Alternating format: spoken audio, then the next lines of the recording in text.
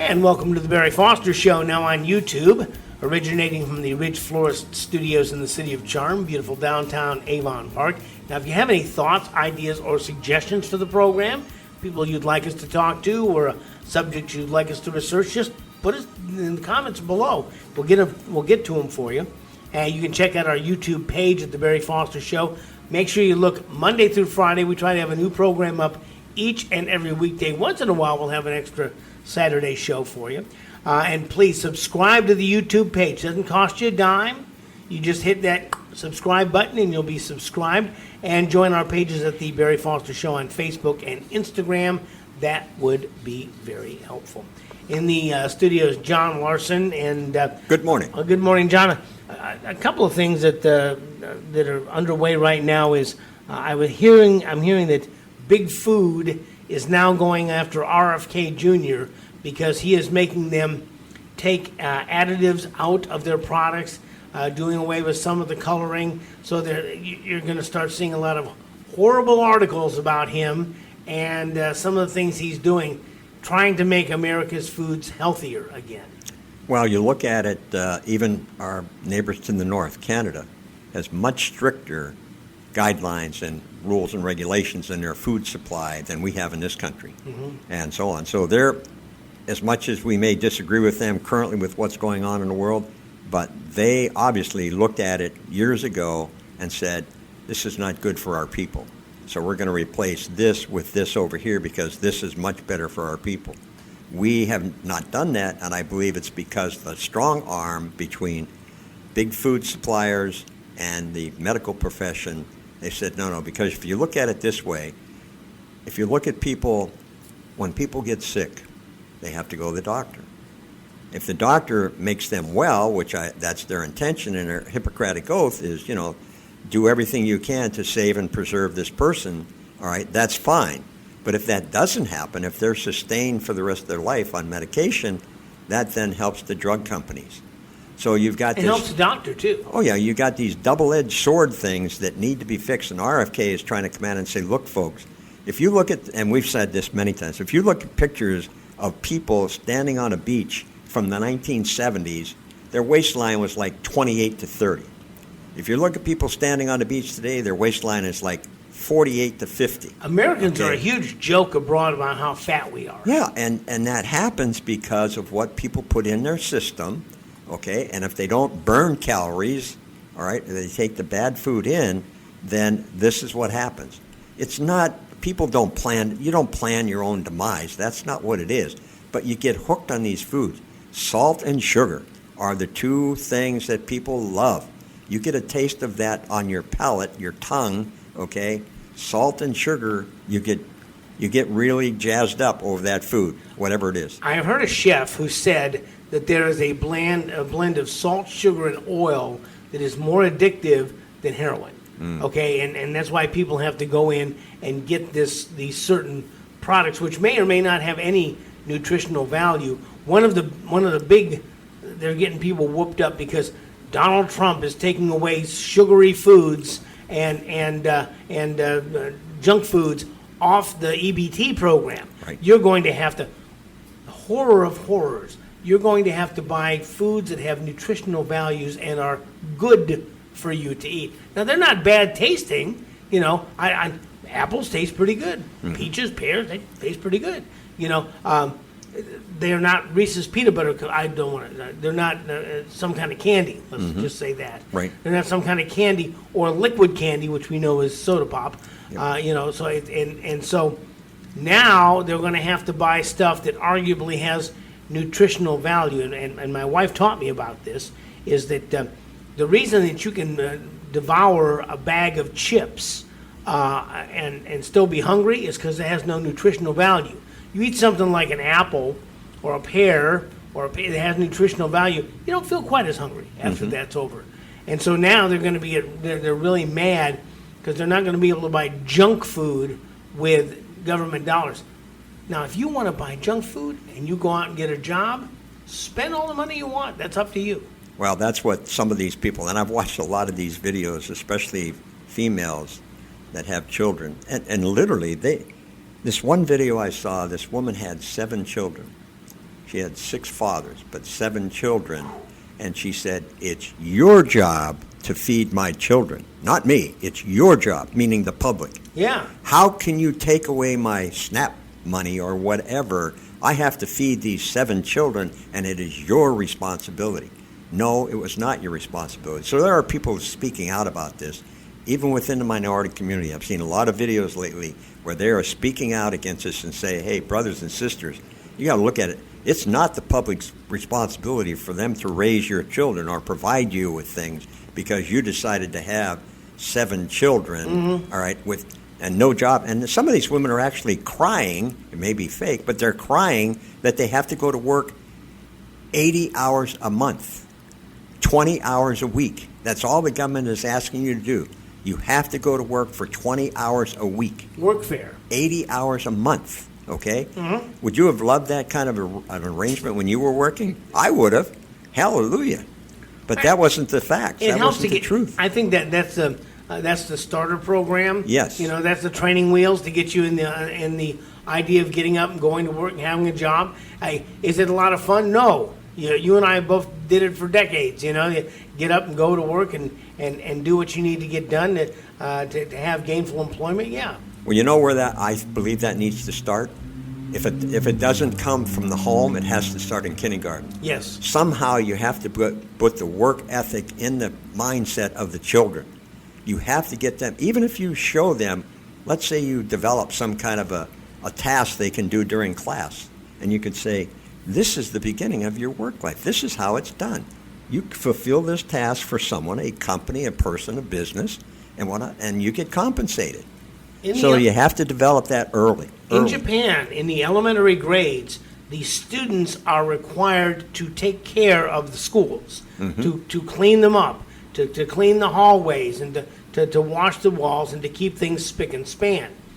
Because once they get used to knowing what it takes to do that, then as they get older, they don't dirty things up. They go in and pick things up. And in fact, I just saw a video. It may have been staged, I don't know, but there was a father and a son working on a car in the parking lot of a small, not a small engine repair, but an O'Reilly's, auto parts store. I wasn't necessarily O'Reilly's, but the kid throws something on the ground, and the father just stops. He says, and he asks, "What do you think you're doing?" He says, "You wouldn't do that at our house. You can't do that here." And he makes the kid pick up that paper and then anything on the way to the trash can, and he's giving him this lecture on the way back. He repeats over and over, as my sainted father used to repeat over and over. He says, "Everything you do applies to life. Everything you do, because if you're a sloppy person here, you'll be a sloppy person in life." And it was great parenting. It was great parenting. And my father would repeat things like, "Actions speak louder than words, my boy. Actions speak louder than words." And he would always repeat it, Yep. So, but it has to start young to get people to understand good living, healthy living. And if you look at now, it wasn't as tough as some of the videos I've seen of kids who were younger than us, or older than us, but they went through a rigorous physical education program. Oh, yes. Yeah, it was rigorous. PE. Yes, sir. Yep. Push-ups and going on the monkey bars and all that kind of stuff. We played dodgeball. Okay. Yeah, you try to incorporate dodgeball today where kids are throwing a ball at another kid. Oh my gosh. Oh my gosh, you'd be in jail. Okay. But the idea is it was good nutrition. Yes. It was good nutrition and it was exercise. And we've gotten away from that. Yes. And now they want to try to put the horses back in the barn. So big food would rather get you addicted to food that you will buy over and over and over again, and you'll buy more because it doesn't fill you up. Right. And if you get fat, oh well. And as you say, I never thought about the medical aspect, but there's a horrible medical aspect. Oh, absolutely. Let's face it, the pharmaceutical, you watch television at all, the largest advertisers on television by far are the drug companies. By far, pushing this drug, that drug, this app, this. You can't get away from it. You can't. And it's for everything that you may think ails you under the sun. I was listening to talk radio, and this ad came on for some kind of drug that they wanted you to buy. And you know how they have to put the little disclaimer about what can happen if you take this drug? At the end it said, this drug is not designed to cure or treat any disease. Well, if it's not to cure or treat any disease, what are you selling it for? You know, what's going on here, you know, to get a hold of this drug? And it's where we've come to, and getting back, and we talked yesterday about Cracker Barrel, which was a look back at the old days. I've heard an ad for a local health food store that said, you know, our grandparents didn't have the diseases we have today, but they didn't eat the additive-laden foods that we have now. Yes. And so getting back to that and getting away from additive-laden foods, and I've asked our Congressman, Scott Franklin, and I think people need to start bombarding their representatives, telling their congressmen that we want country of origin labeling back on the produce that we find in the produce department of the supermarket, to figure out where it's coming from, to figure out what they may or may not have sprayed on it. Right. Absolutely. No, I agree, because you have no control of what is done in Mexico or some other country where and Mexico ships a huge amount of food into this country, huge amount.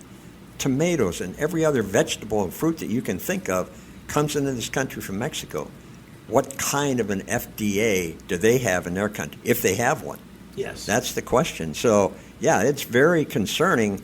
And you buy things, and you may be the most ardent person in the world when it comes to looking and being aware of what you're putting in your body, the way you prepare the food, what you buy, and so on. But, I mean, if there's nothing there to give you some education about the origin of that product, then all of your work could be going down the drain. So to speak. Yes, absolutely. Yeah. And the thing is that there's also some new kind of preservative. I was listening on talk radio this morning about this, that they put in the meat that makes it so they can leave it out longer so it won't go bad as quickly, but it's not good for you. It's not good for you at all. Like, for instance, we here in Highlands County, there's a place right across the line with in Frostproof, Florida, called the Chop Shop, which there's a local guy got a local cattle ranch, and he produces his own beef and sells it there. So it doesn't stay there very long. So it's fresh beef. We know that, and it's a little more expensive, but we know where it comes from. It's not coming from China. I guarantee it's not coming from China. And so we arguably think the food is better. And you have to look for those kinds of places. The farmer's market with the local produce. And you have to learn to eat in season. In the summertime, you eat okra. Why? Because that's when it grows. Wintertime doesn't grow as well. In the wintertime, you eat the leaf crops that are grown locally because they grow better. You know, but if you want to stay away from the doctor, you have to treat yourself better. Yeah, I mean, food is a big part of it, and whatnot. So there's no doubt that people have to have more control, and this is what I think the move beside the fraud, waste, and abuse aspect of the SNAP program, okay, which was huge and tremendous. That program, along with welfare, became a generational thing, not a one-time thing to help you get over a hump of bad situation. It became a way of life for generations now. I'm talking way back when I was old enough to know better. People that were on welfare, all right, their families are still on welfare. Yes. And that's like 3 or 4 generations later. That's what this Section 8 housing, that's what this government housing was, as you say, to get you over the hump, right. You know, give you a short time place to stay till you got back, got a good job, started moving your life forward. But it is, as you pointed out earlier, people who now think it's somebody else's job to pay for their groceries. You know, I saw a gal who, and some of these things, and it's hard to figure out what's real. We talked about this too. It's hard to figure out what's real. But she was talking about how they weren't going to go out to eat on Sunday because their benefits were going to be getting cut back. And that was not fair, because if they had a job, they wouldn't have enough time for their friends and their kids. and the government should be giving them the money for living. They shouldn't necessarily have to have a job, and that is the mindset that you see now. Yep, and again, that's why it has to start at a very, very, very early age of educating children the fact that with life comes work. What does it say in the Bible? If you don't work, you don't eat. Neither should you eat. That's right. Apostle Paul. And so it's there. It was in biblical terms that they knew back then that there could be people that would just lay around. Oh, yeah. And expect others to take care of them. All right? So that's not the purpose of what that was about. I mean, the purpose is you need to get up in the morning, you need to go to work, you need to earn a living, and do well for your family. And Sandra and I were talking about this, and I can't not work. I know. I've got to be doing something. You do woodworking. We're doing a podcast together. I have a travel blog, and somebody's house is on fire apparently, and so that I don't mind paying my money for fire department. No. Well, like we said before, safety is the main paramount. And only function of politicians is safety for the community. But you have to work. You have to work for a living, and the government needs to do less. And that's why I have been very, very happy with this America First movement, because there has been a movement back to traditional American values, and that is the people who work for a living. People who have moral values, Christian moral values.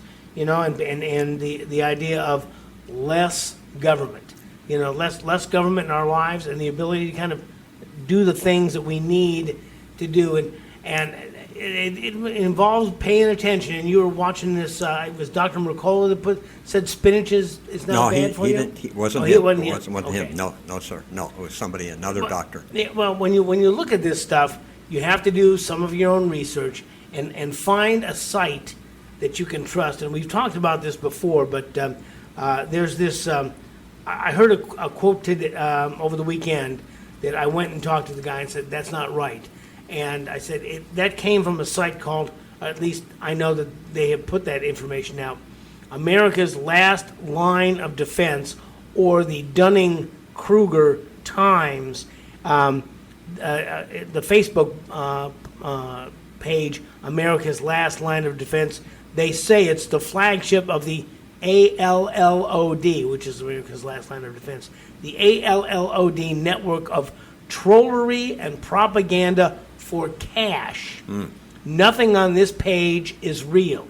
So when they say it's trollery and propaganda for cash, that begs the question, are they getting paid to put out wrong information? Are they getting paid to tell things that are not true? And, we have great responsibility here to make sure that the things that we say is true. And John does research, I do research, try to make sure that what we say here is true. But when you see that, and you mentioned coffee, I've watched this over the years. Coffee's good for you, coffee's bad for you. Coffee's good for you, coffee's bad for you. And they do that with many things. Mm-hmm. Sugar's good for you, sugar's bad for you. And sometimes it's the amount that you're having.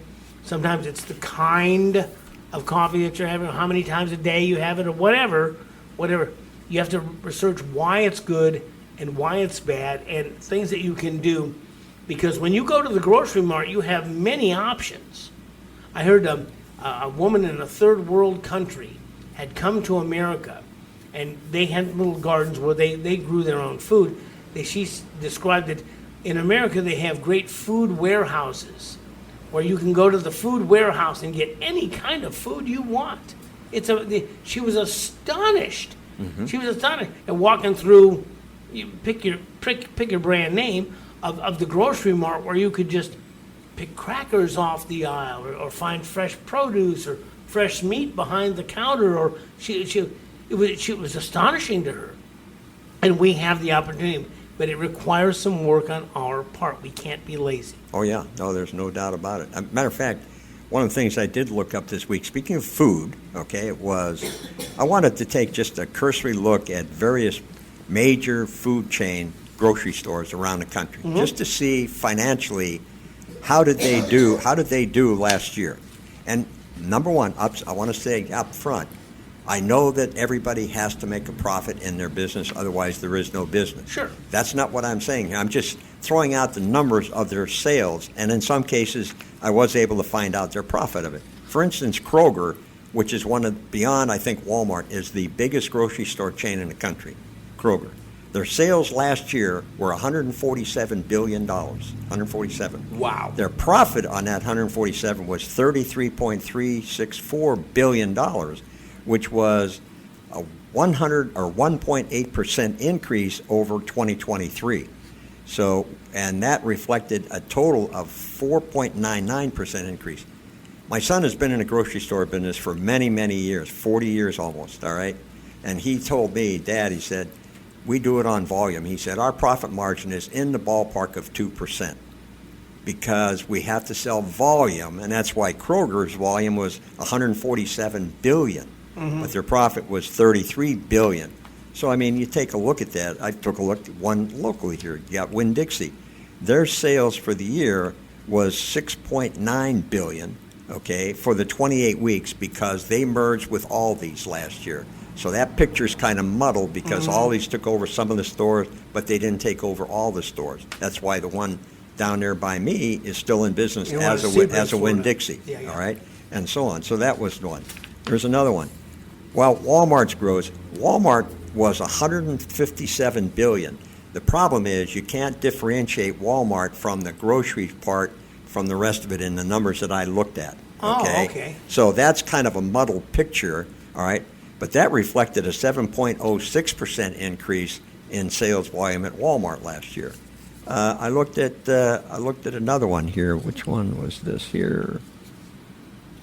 Publix, another local firm. Okay, Publix sales last year were $4.6 billion, much smaller than something like Kroger's. 4.6 billion. Okay, reflected. It was an increase of 6.6% from the year before, 2023. The company's sales reached $59.7 billion, reflecting a 4.6% increase from 2023. And their profit on that $59 billion was 4.6.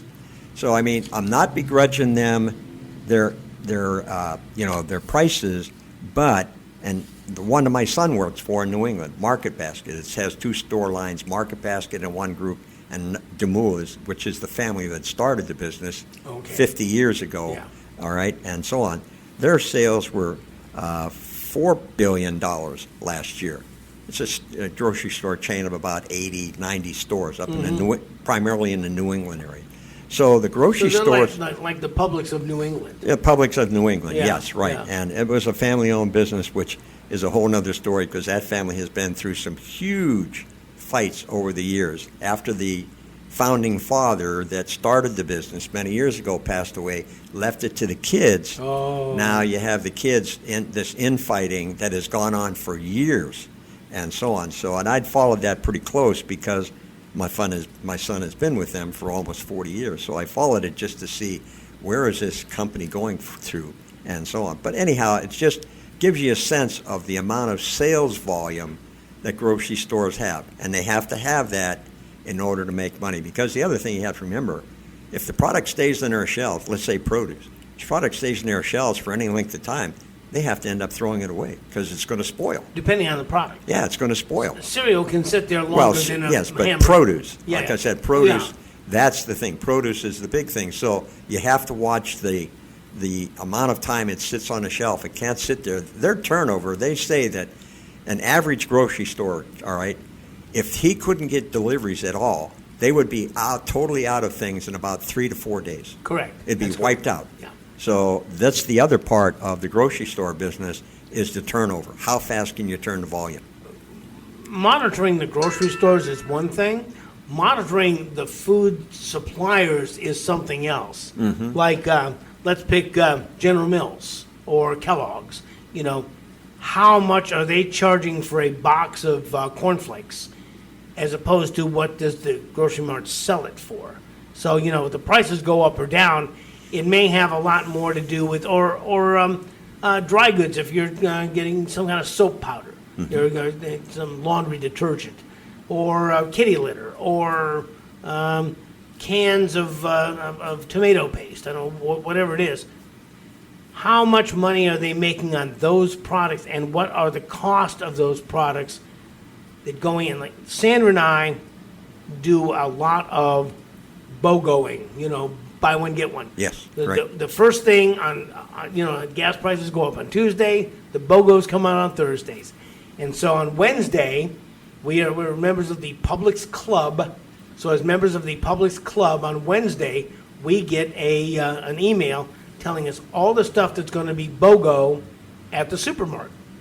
So we're ready to swoop down and get the stuff that we need. For instance, we have many cats, and so we have to get kitty litter, but there's only a certain kind of kitty litter we can get.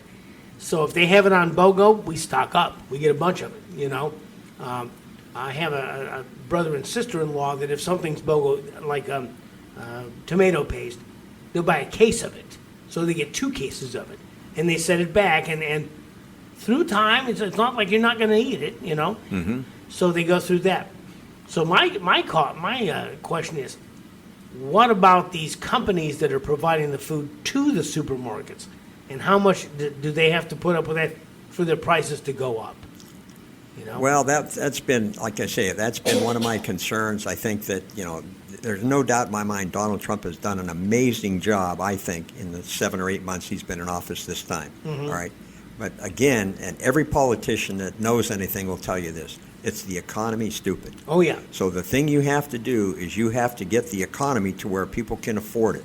So I would like and wish that they would be able to somehow put a massive program together like some of these other programs that he's done, all right? And what are we going to do in order to get the cost of things like food and fuel down to an even level that people can afford? Because when you go in the store today, and I've done this many times, you walk by the meat department and just look at the price tags.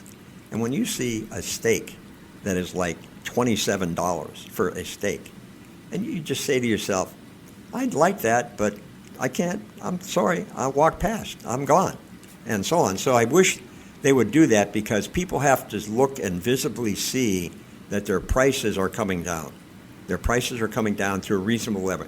I'm not trying to put businesses out of business. I realize, again, they have to make a profit, but where is there a reasonable margin between profit and not profit? And from the food suppliers, you may have to take yet another step back, because several years ago, you and I were talking about how they were ramping up the cost of fertilizers. And the fertilizers to make the plants grow, which makes the farmers cost more. So coming out of the fields, whether it's celery or, beans or whatever it is, it's going to cost more because it costs them more to grow it. So now it's going to take a while for those costs to come down to begin to see the cost to the growers come down, to the cost of the processors come down. It's going to be there's going to be a lag there. There's going to be Donald Trump can't reduce the prices tomorrow. No, and I realize from my travels this summer, and I talked about this on previous broadcast, okay, that in the farm country that I was in this summer, they had tremendous amounts of rain, which destroyed a lot of their crops. Yes. And the one farmer that I talked to, him and his wife, and he said to me, I asked him, I said, what do you look like in 2025 for your growing season? He said, we're going to have about half of what we had last year, because the first crop got totally washed out. I was a month behind before I could get the second crop in, which is going to be a month late growing, if it grows, okay? If I get the good weather and before the season ends, that it grows to where I can actually harvest it and sell it, and so on. So, yeah, there's another thing that farmers are faced with, and that is Mother Nature. The good Lord provides sometimes. He provides too much, okay? Yeah, and if you don't get the, let's say there's a problem with growing avocados in Florida, you're going to have to go someplace else. And if they're not good in California, you may have to go to Mexico or some other place. And we talked about this yesterday, and I talked about this in our group session that we had over the weekend. We need to begin to talk to our legislators to begin to reintroduce country of origin labeling, because when I pick up a piece of fruit, I want to know where it came from. Now, they're proud of it sometimes. Why, these are these are apples grown in Washington State. Okay, good. I'm all about that. The apples grown in Washington State. But if these are apples grown in Israel or somewhere, I want to know about that. And as you say, not all regulations for growing are created equal. No, absolutely not. And the thing of it is, when they start coming from, I'll call it third world countries, I do really have to have some concern, because how much do they have an FDA at all? Some form of that. And if they do, is it really functioning, and does it have any power? Can it control the quality of the food and how it's being grown? Are there people going out into the fields to see what exactly they're doing? Amen. There was a local case where someone was purporting that they had produce that was grown without pesticides, herbicides, fungicides. One of our, as my wife would describe them, nutty friends, a health food nutty friend, wanted to kind of go back, and she went back and looked, and their storehouse was full of pesticides, herbicides, and fungicides. I said, well, what's all this? I said, well, that's okay. We're allowed to use those. And she says, well, then you're not free of that stuff. And this was just a normal human being going back in a local grower's facility. How many guys with a badge go back in there and look and see what you're really spraying on stuff? That's it. I mean, you don't know if they have any control over the quality. And this is why you see there was just last week, there was a major shrimp recall. I think it was through Walmart stores, because there was a shrimp that was radioactive. And yes. It had a map, and it showed there was like 5 or 6 states, one of which was Florida, by the way, where that product had been sold. So after you eat that, are you going to walk around glowing in the dark? I was so glad we don't eat fish. I've never been so glad that we don't eat fish. But I mean, it was kind of like, so at various times we have these recalls on food because something got into the mix, something got into the processing, and it's dangerous for your health. So they want to recall it, get it off the shelf, and have you return it to the store or throw it away, but don't eat it. So, even with our control in this country, that stuff still happens. It still happens. Speaking of growing, there's one thing there's a movement here in Highlands County. And if you're one of our Highlands County listeners, and I know somebody who's in agriculture, there is and I'll see if I can get him on to talk. He wants to begin to introduce a new crop for Highlands County. How big will it be? I don't know. But he believes that Highlands County can grow good coffee.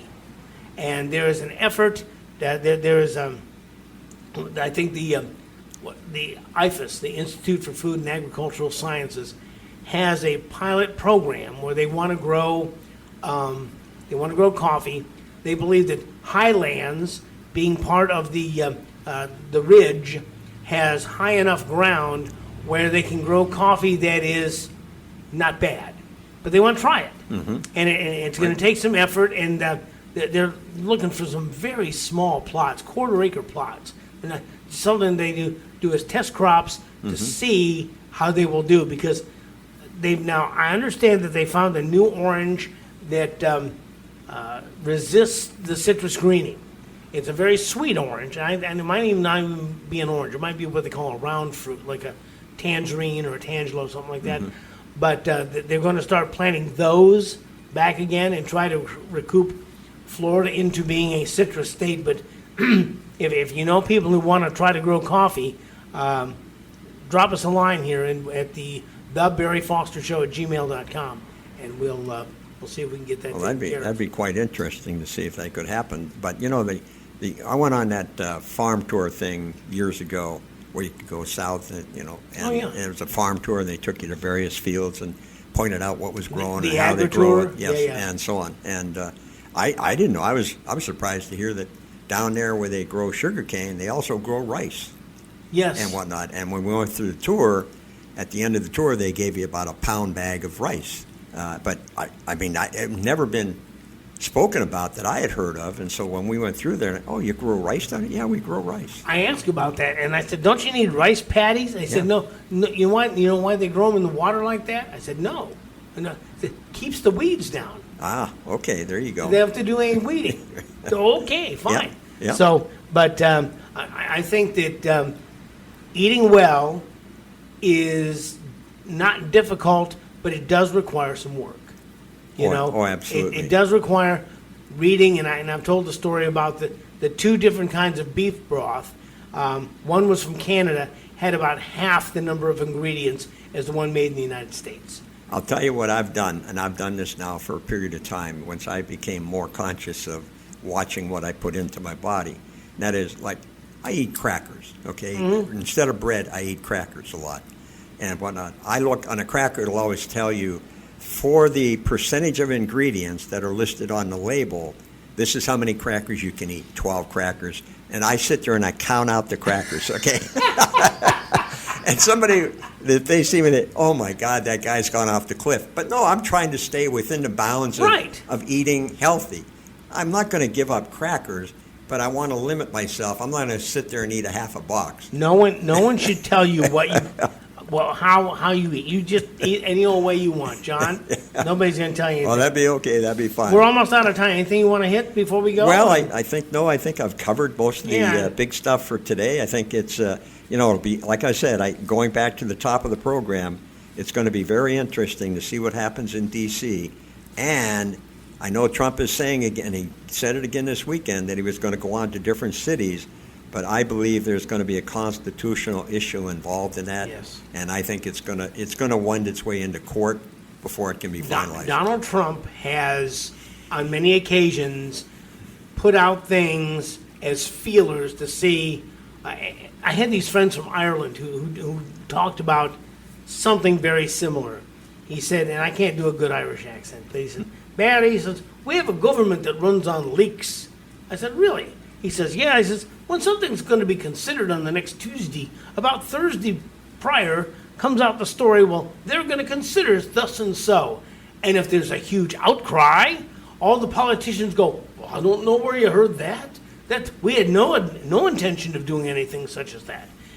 But if nobody says anything, they just go ahead and do it. Mm-hmm. And so I think sometimes he puts things out, and I've heard him say, they say, well, the Democrats have suggested thus and so. Would you consider that? And he'd go, yeah, I'd consider that. And so then there's this huge firestorm, and he takes the headlines, and about a week later he says, yeah, I considered it, and we're not going to do that. Mm-hmm. And so he may have floated that out just to see what kind of response that he gets, or what they might do to make things better before he comes in.